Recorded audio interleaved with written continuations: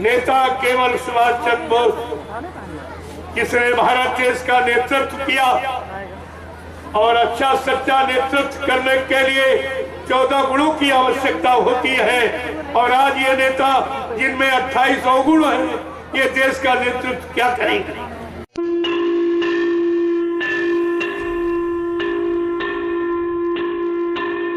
हमारा तिरंगा जो राष्ट्रपति भवन में लहराना चाहिए, वो दिल्ली के लाल किले पर क्यों लहराता, ये गुलामी का पक्का सबूत है।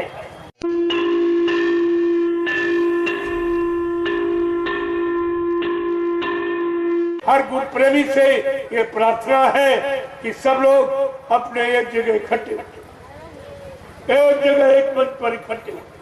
मैं सत्संग सुनाते सुनाते परिवर्तन करके दिखा दूंगा।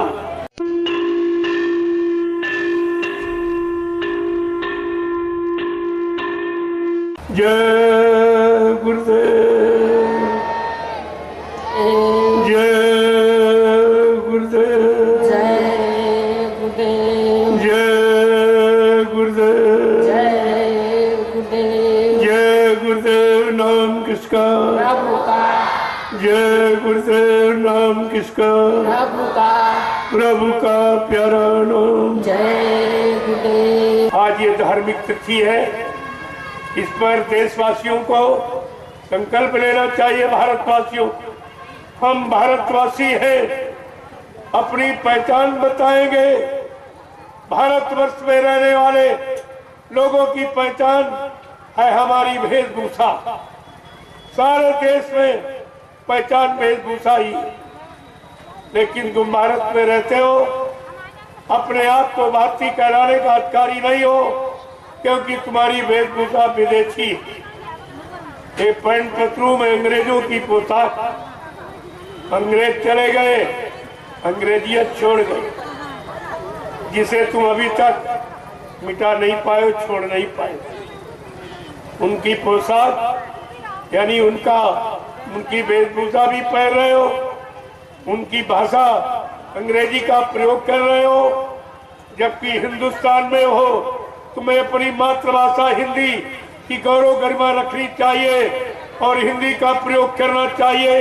लेकिन तुम भी गुलाम हो, इसलिए अंग्रेजों को भगाकर उनकी अंग्रेजियत को छोड़ नहीं पाए हो। उन्हीं की भाषा बोलते हो, उन्हीं का पहनावा पहनते हो और उन्हीं का भोजन, ये अंडा और मुर्गा, ये भारत का भोजन नहीं है, ये ठंड प्रदेशों का भोजन है।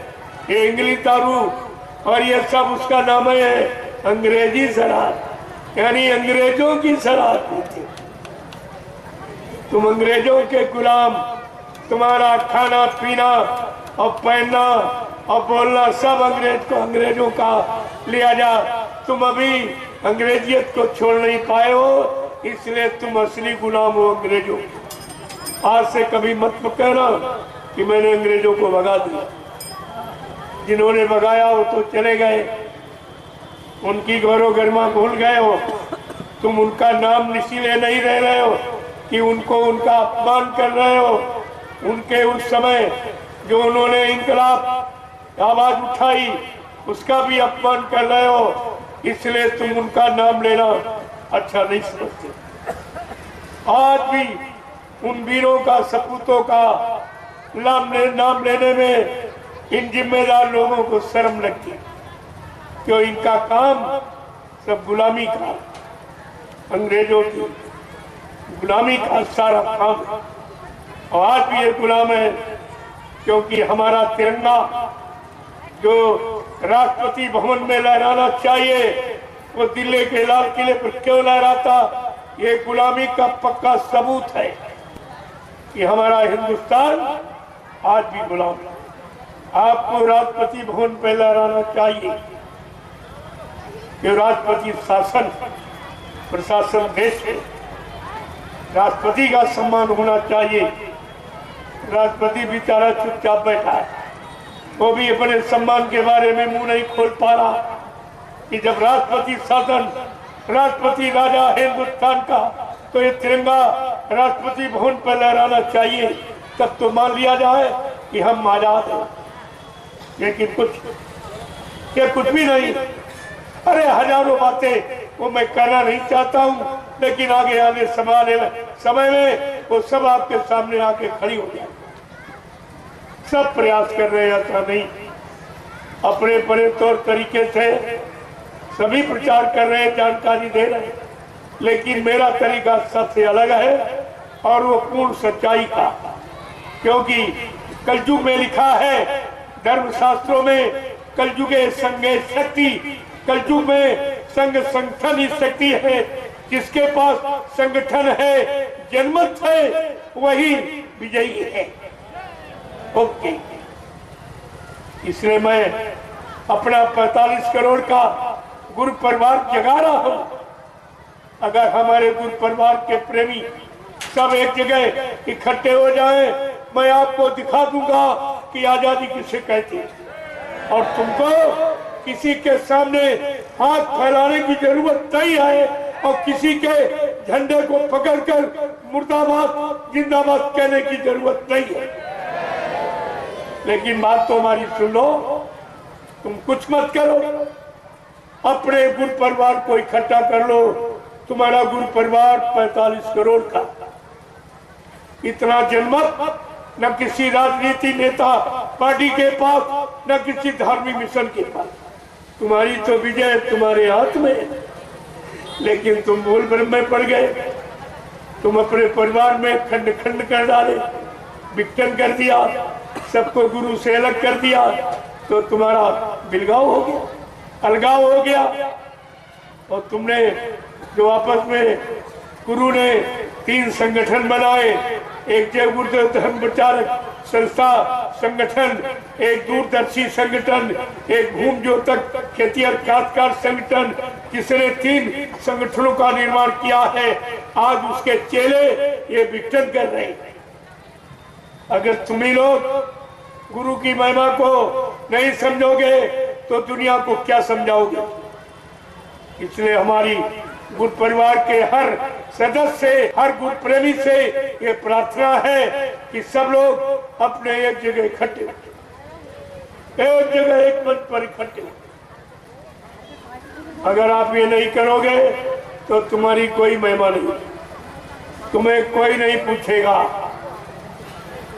इसलिए एक एक बात को समझो, मैं किसी की कोई निंदा आलोचना बुराई नहीं करता, ये मेरा काम नहीं है। ये संत महात्माओं ने कभी निंदा आलोचना बुराई का काम किया नहीं, सबको सही सच्चे रास्ते पर खड़ा करने का प्रयास किया और अच्छी सच्ची बात सबके दिलों में पहुंचाई और सबको नेक भला यानी चरित्रवान और ईमानदार बनाने की योजना उन्होंने बनाई। मैं आज उसी की तैयारी कर रहा हूं कि सब लोग सच्चे अच्छे नेक भले ईमानदार चरित्रवान बन जाए तो देश का